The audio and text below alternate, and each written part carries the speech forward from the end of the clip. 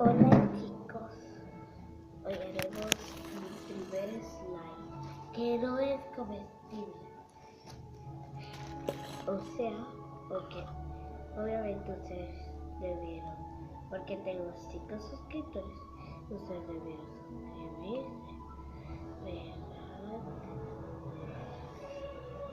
Ahora estoy haciendo slime azul.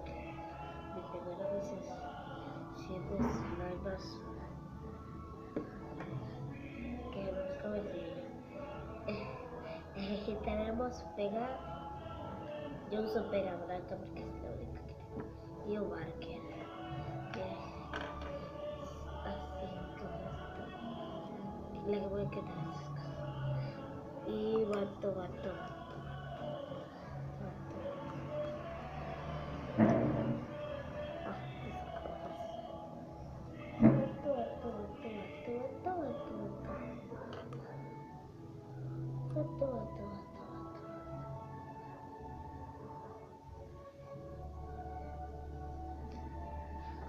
Pero esta no está